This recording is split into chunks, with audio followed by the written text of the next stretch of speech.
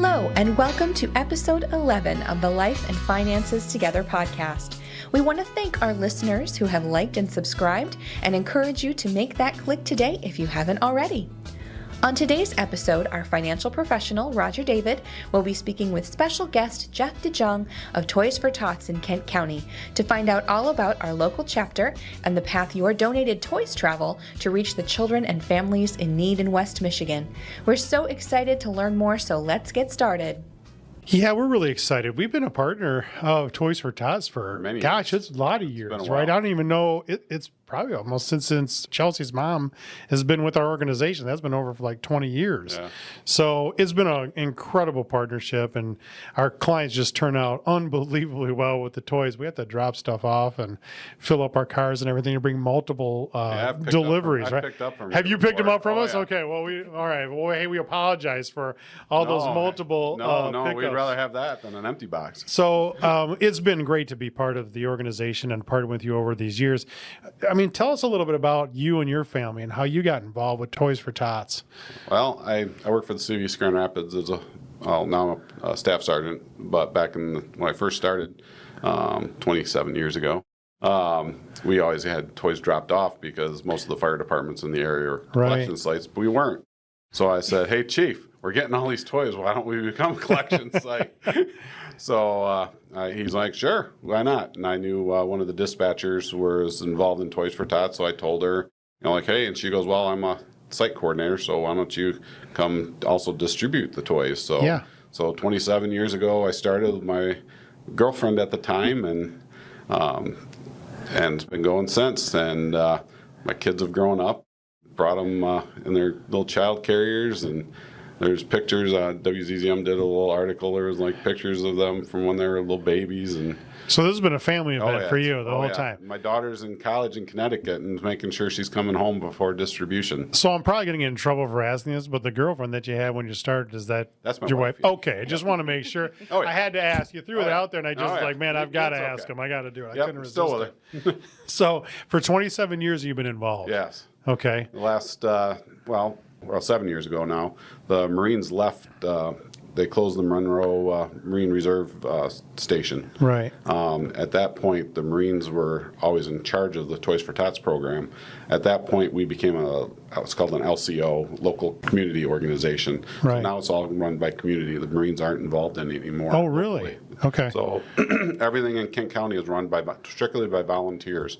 So I was the coordinator for 6 years. Last year, this year I did step down as the coordinator, so I'm not in charge of everything anymore. I'm just an assistant coordinator. My dad's had some health issues, and it's just every time around Christmas time you ended up in the hospital. So you're not the full coordinator. I'm not the full coordinator. I'm just an assistant coordinator, but I'm still heavily involved in it yet. So this year, I mean, what does the need look like? How many toys are you thinking you're gonna distribute this year?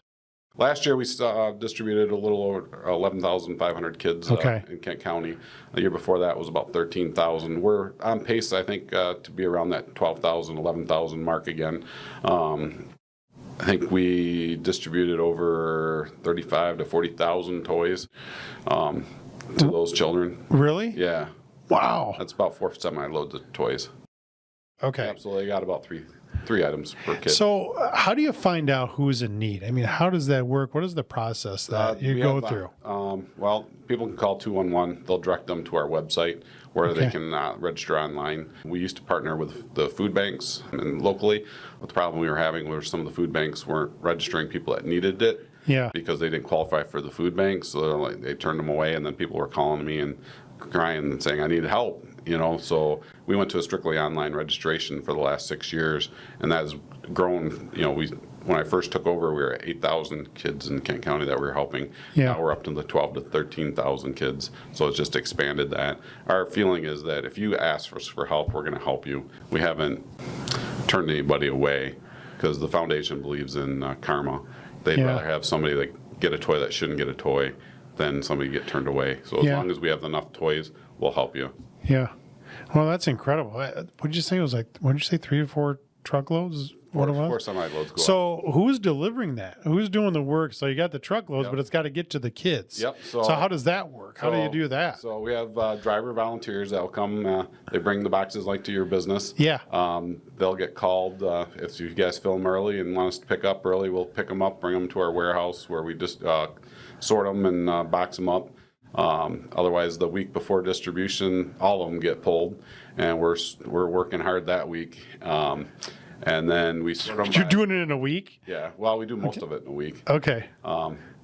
And then we sort them out by if it could be like a gift in itself, Yeah. or a medium gift, or a stocking stuffer, or a game, or a stuffed animal. We sort it that way. And then we box them up, and we have our total quantity, and then we figure out what each kid can get. Yeah. If it's a medium and a large and a gift or a game per family or a stuffed animal. We also do books, so we'll give out a book potentially per child or per family depending on how much comes in. The nice thing about Toys for Tots, it's all community generated, so whatever the community gives is what we can give. So Yes. we do get some support from the foundation, but that's not enough to help what's in the community. So, and then once that's sorted out, we got 4 distribution sites on December 21. We got North Rockford Middle School, Wyoming Armory, Discovery Elementary School, and St. Peter and Paul School. Okay. Steel Case volunteers and supplies a semi-truck and brings them to those sites. So we got 4 semi-trucks that will go out to those 4 sites.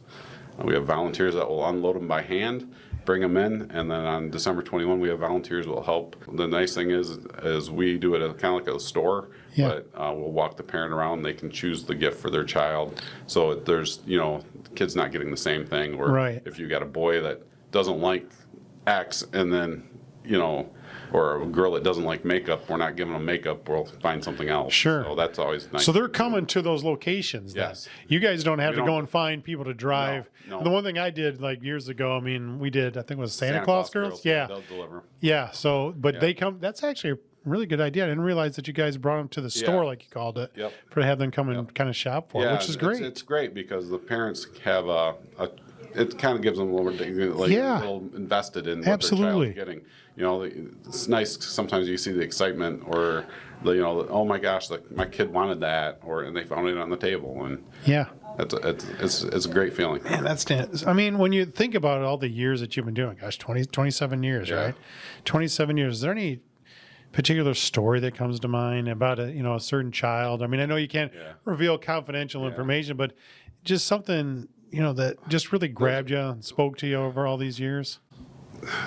Last year it was tough. We had these nurses from Spectrum Health reach out to us. Yeah. They said that a mother died, and she was a single mother. The grandparents got the kids. They called me like the week before distribution. Yeah. They're like, they have nothing. They just basically got the kids and like, here you go. And they're like, can you help them? Our registration was down, and we're like, sure, send them in. But the nurses actually came and got the toys for the kids, and that was nice that they partnered and helped that family. Wow. Gosh, it's just got to be life-changing for some of the kids It to is. really experience this and say, you know what, somebody actually cared. I had a lady reach out to me 2 years ago. She's like, I've got these bags of toys I want to give to you guys. I can't get to a site, but can you come pick them up? And I came and picked them This is up. somebody trying to give some Yeah, toys. yes. Okay. And so I came and picked them up, and she was like, thank you so much. You don't know how much this means to me. When I was a kid, Oh, man. I didn't have anything, and my mom went and Toys for Tots was all we got for Christmas. And so I wanted to make sure that, it wasn't a real ritzy area. It was just like Yeah. an apartment in Wyoming. Sure. And she wanted to make sure that she could pass it on, which was cool. Yeah. Well, it makes all the difference, I just always go back to it, with anything with kids related, I just really have a soft spot. And you think it's really not that big of a deal, but it is a big deal.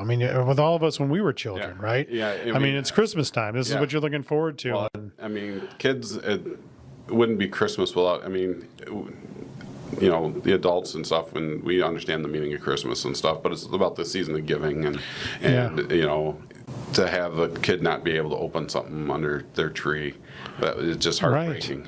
Yeah. Yeah.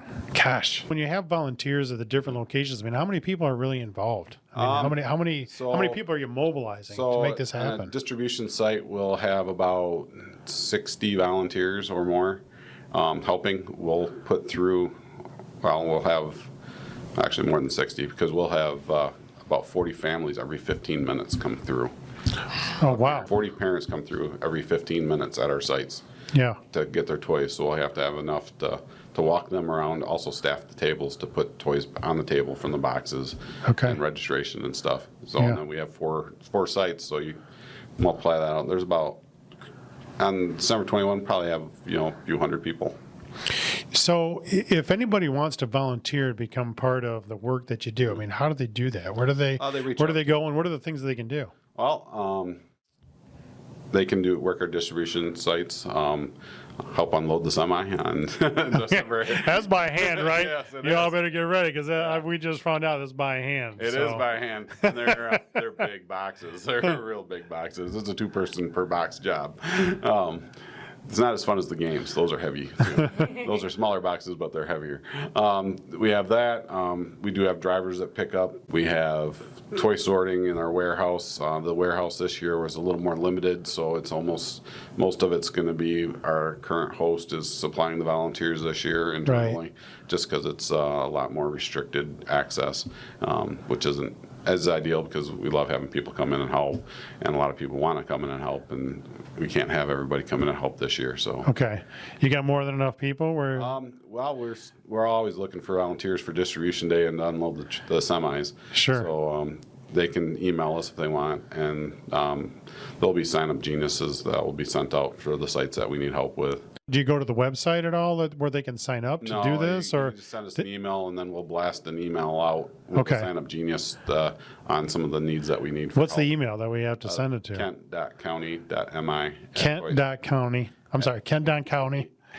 .mi at toysfortots.org. Okay, there you heard it. So, you're going to want to be a part of this thing. It's absolutely amazing. I mean, some of the stories and the things that we've heard about the difference that it makes in a child's life is just big. I mean, the work that you do is incredible, and we're thankful for everything that you've done. 27 years. I mean, that's a long time, right? So now there's some ladies in there that's longer than that. Me. Oh yeah, they're into the 30s. My wife's actually a site coordinator now in Rockford. Oh, okay. So I'll be up there with her, helping her this year. We do still work in the warehouse. My kids will work in the warehouse sorting toys. My daughter's in Connecticut right now at college, but she'll come back the week of distribution, and she'll come out and help out in the warehouse and then help out at distribution. 2 years ago, she drove through a blizzard to get here to do it. Oh my gosh. And she told her professors that she needed to get out in order to do that, and they thought that Toys for Tots was good enough that they allowed her to take her exams early so she could get out here to help. Yeah. So when you're talking about the toys that you're kind of looking for, for children, are there different toys for like different age groups that you're kind of looking for? So we divide up the age groups. So baby to 2 years old. Okay. 3 to 5, 7 to 9. And 10 to 13 is how and then boy and girl. We separate it that way. Typically, we don't have a problem with the 3 to 7 year olds because everybody knows what to buy those. Okay. And then the little older is where we have the problems, the 9 to 12. What are they looking for? What are you looking for there? The Legos are always awesome. Lego, yeah. Oh, yeah. Electronic stuff, remote control cars, Sure. And then people forget about babies too, so we're always looking for baby gifts. What are you looking for the babies, for the infants? Just baby toys. Baby toys, okay. You got your walkers, you've got your little music tables, your little learning things, your leapfrogs, your leap pads. Yeah. But no, you still got your, you got your Matchbox stuff, you got your, your action figures, you got your imagination kind of toys, you got your, they can do Legos, they can do Matchbox, they can do Nerf guns are always popular. There's just so much. And the girls, there's Barbie, the older girls like makeup and, hair stuff and. Yeah, I can't. body stuff. I love the thing that the Legos are still around. I mean, that was my. That was what I loved as a They've kid. gotten expensive though. Oh, they've gotten expensive, and they're pretty elaborate too. Some of the stuff that I've seen. My 17-year-old son still does Lego. Does he? Oh yeah. So not only helping moms and dads give their kids a wonderful Christmas with the toy, but also keep them busy and quiet for a while too. If you give them a Lego set, right? That's gonna take a while figuring that out. I'd love it. I'd do it in a second. Oh, I would absolutely. I still enjoy building Legos. I guess like doing a jigsaw puzzle. Right? Yeah, but it's pretty cool. Car, yeah. So I mean, that's pretty cool. So, well, we want to thank you so much for taking the time to just shed a little bit of light on Toys for Tots and what it means and your activity in the community. We really do appreciate it. We're thankful for all that you do, for the children within our community. If you want to just share a little bit of just the different ways that to send our podcast viewers off, just the different ways that they can participate this year. Yeah. How can they help? Well, the first is they could donate a toy, a new unwrapped toy. We need as much as we can get. Bring it here. Bring it to anyone. Yeah, bring it Rhineville and David. Yep. Or bring it to one of our 169 other drop-off sites. We can make it convenient for you. You can donate monetary-wise. You can go to if you go to our local website, not to toysfortots.org, but if you Google like Grand Rapids, Michigan Toys for Tots, it'll bring you to our actual website, or you can go down to from the toysfortots.org website, go to the local page. You can donate locally because that money that's donated to the local page stays locally, so that we can spend locally. If you donate to the National Foundation that you give, sometimes you'll get the flyers in the mail or whatever. That goes to the National Foundation. That doesn't stay locally. Sure. Or they can write a check and mail it to us, and that money will stay locally also. And that's the greatest thing. The foundation's awesome. It's one of the AAA rating or whatever, so that like 98% of whatever's donated goes to toys, not into administrative costs. Last year we tried to mirror that. We are at a 92 to 93% between administrative costs, and for us, administrative costs is fuel, trucks. We have to rent trucks and high-lows and That's absolutely amazing. Boy, so you must be really mobilizing. Everything's done primarily through volunteers. Completely community-generated organization. If the community won't help us, we won't be here. Just like we still need a warehouse. My dream is to have some local community member that has a warehouse, like most subdivided warehouses, they'll give us a warehouse space. It hurts because we don't have a permanent home. We've had to turn away like truckloads of toys. Really? Hasbro will call up the foundation and say, who can take 1 or 2 truckloads of toys? We got to get these out of here this summer, but because we don't have a warehouse, we can't take them, so another place gets them. And if we had a home in Kent County that's permanent, the nice thing is when we have those opportunities, we had that where at one of our sites we were there for like 4 years, we could do that. But then we can also be a aid to the area Toys for Tots programs too. We can help out the less fortunate counties in Michigan also, and we can transfer those toys too. We can take as much as we can, and we can help those like Muskegon and Lake County and Newaygo County and Ionia County and help those with toys also. So do you need a permanent warehouse like forever? Or do you just need a place to go, a warehouse that you can use for the season? Are you guys looking for a warehouse like permanently that you'd own? Or we can't own. Okay. So that's why we need somebody to donate the space. Okay. So we can't own anything. It's a community program. So we're just looking for somebody that would say, hey, I'll donate this space to you for a tax deduction. For the time that you need it? Yeah. Okay. We'd like to for a long term because it's very difficult. We got kicked out of our site last year, and then we carry over the toys that come in after Christmas or that people don't show up, and so we have to store that for next year. So we've always have a footprint. Like we had 4 semi-loads of between our tables and our boxes and our carry, not just toys. We have all the other stuff that we have to store year round. So we need a space year round. Right. Otherwise, we're constantly having to find some place, or we have to pay for it. So if there's anybody out there that's got some excess warehouse space that they can donate, you guys are going to give them a nice little probably tax write-off for the use of the space and that donation. Well, you're going to need to get out there and provide some warehouse space for Toys for Tots so they can do the work that they're doing for the children in the community. It's really a shame that you'd have to turn away the toys again from Hasbro, from these companies that say, here you go. Does it matter in Kent County where the warehouse might be? It has to be in Kent County. Yeah, just in Kent County. Yeah, Well, that's a the pretty only wide rule. area. Yeah.